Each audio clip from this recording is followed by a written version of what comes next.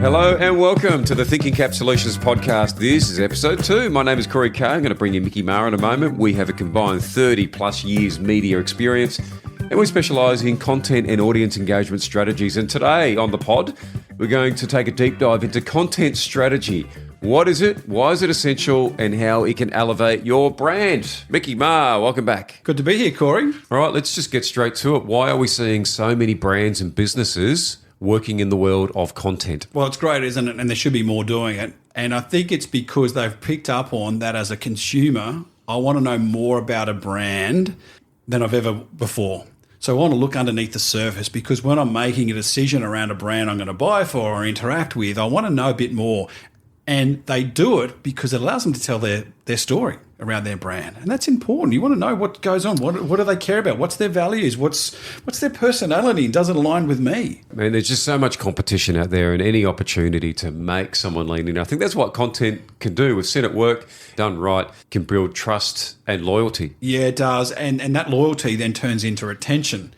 And when you've got retention with your audience, that's pretty fantastic. Oh, mate, that's dollars. It basically feeds itself, Yep. which gives you sustainable growth, right? And then if you're a business that should be and is likely spending money on marketing and advertising, now let it be hundreds of dollars, thousands of dollars, or millions of dollars, there's a lot of wastage that can go in with that where you can reduce that spend if you've got fantastic audience retention due to a great content strategy. And the beauty of it is you don't have to be a massive brand who are doing it really well, say like a Red Bull or a Nike, to take advantage of having a content story and getting it out there. And we've got great examples of that. Back end of last year, we worked with a startup company that wanted to get the word out there. Hey, we exist. This is who we are. This is what we do.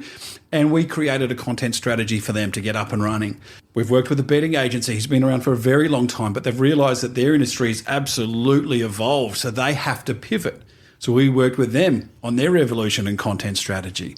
There's plenty of examples of those. And that's the thing we need to understand is the world continues to evolve. How people consume, where they consume is different. So brands need to catch up and get on board. Well, what's the difference between having a content strategy and having a marketing strategy? Look, let me say first up, there is a grey area between a marketing and advertising strategy versus a content strategy. And that's because a great marketing and advertising strategy will have great content as part of that. It's typically designed for reach and frequency. Reach, which is get your brand in front of as many eyeballs or ears as humanly possible. The frequencies, getting your brand out there in the front of the eyes and the ears as often as you can. Whereas your content strategy, complementary to your marketing and advertising strategy, goes beneath the surface of your brand, allowing you to really tell your brand story, engage in your audience in a way that's really relevant to them, and really capture an emotional connection with your audience. And we've seen it in our media careers. When you have the two working together, they'll be your strongest possible campaigns because you've got the best of both worlds, reach and frequency and a deeper connection. All right, this is some bite-sized stuff, how to build a killer content strategy. What's important is that you just don't throw stuff at the wall and hope that it sticks. You need to have, a purpose. What are you aiming for? What's your end game? Know your audience. So important. Who are they? What makes them tick? Where are they hanging out online? The more you can know about your audience, the easier it is to come up with a content strategy to really hit them between the eyes. Execution plan. How are you dropping your content? Where? Is it social events, audio, educational, funny, serious? Make sure you know what that execution plan is. Authenticity. Find that sweet spot for you. You don't want to be fake. You want to be real. The audience will spot that a mile away. And those KPIs, how are you measuring the success? You've got to know what you're doing is actually successful. And what's also really important, Mickey, is that you don't wing it because there's some really big fails that come with that. What we want to make sure, in particular when we're working with clients, is we go through that exact process of the things that you need for a killer content strategy. Because we nail all those and we know there's minimal wastage and maximum return on investment. So making sure you be careful of those things that you can get caught out. And this is the thing. Not everyone's doing content, but they should. And those that are doing it, some are doing it well and some aren't. And the ones that aren't are typically failing in either in all or some of these things that you need to be aware of. Not knowing why you're doing it, ignoring the audience because you just don't know who they are. You're just hoping they'll stick this out and hopefully we'll see who comes along. Wrong. it being inconsistent with your posting, that be the frequency of or the type of content, something that might be so off brand. And we see companies that do that and it bites them on the butt and they end up in the news for, oh, can you believe that this brand posted about this or said this or did that? It was because someone had a brain fade and thought that this will be funny and humorous, but it's so not aligned to their brand values.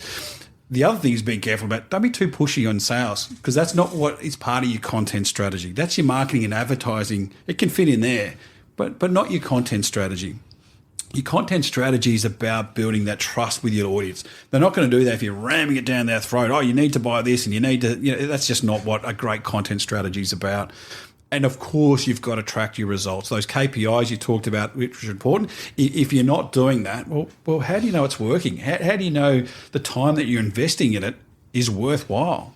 Which leads to the final point, making sure you review it.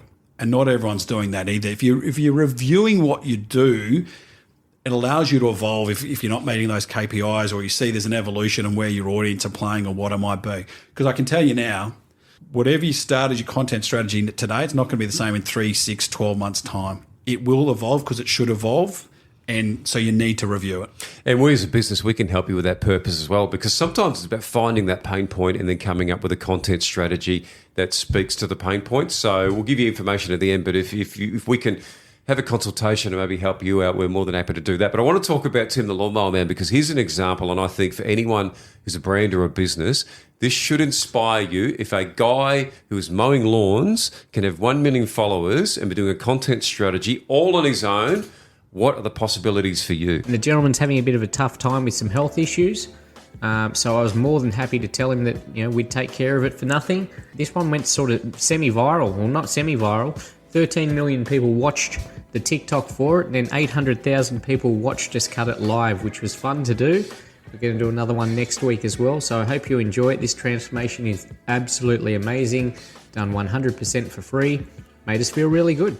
How good is that? That is a very simple content strategy, which is led by having a benchmark, something that you're famous for. And that's Tim the Lawnmower Man, who mows people's lawns for free, and 13 million on one. Unbelievable, isn't it? Yeah. But not necessarily surprising when you hear him even articulate in that small grab there, because he's got a purpose. He knows who the audience is, right? And he knows how to execute. And we talk about consistency. He does it every Friday. Every Friday. So you know when he's going to do it, and then the consistency of releasing those videos. And the authenticity. He's just being himself. Yeah. He's not trying to be funny or someone different. I'm Tim the Lawnmower Man. And I love the fact that he doesn't sound polished. He sounds like the everyday bloke who's having a go. And your tribe and community, they're going to get around someone like that. Then you put the halo effect of this benchmark he has, which is mowing people's lawns for free. But the big one is he's curating stories from behind that door of every person who he meets. And there's big wins there. Yeah, so if he can build and engage an audience with a great content strategy executed well, no reason why your brand can't, no matter what category you represent, and no matter where you are in the business cycle as well. So just starting out or well established, or the size of your business, big or small. So the bottom line, content, it isn't just fluff. It's the foundation that builds that trust and loyalty, which is really important. And if you play it right, it will be the key to long-term growth with your audience and then impacting, hopefully, your bottom line. So keep it real, keep it consistent, and you will see results. Yeah, we back it on that. And look, we'd love to know what you think of this subject. Do you agree with us, disagree? Feel free to challenge us. We'd love to hear from you on LinkedIn, Thinking Cap Solutions, or one word, or thinkingcapsolutions.com.au. Yep, thanks for listening. If we can engage your audience and grow your brand, get in touch. See ya.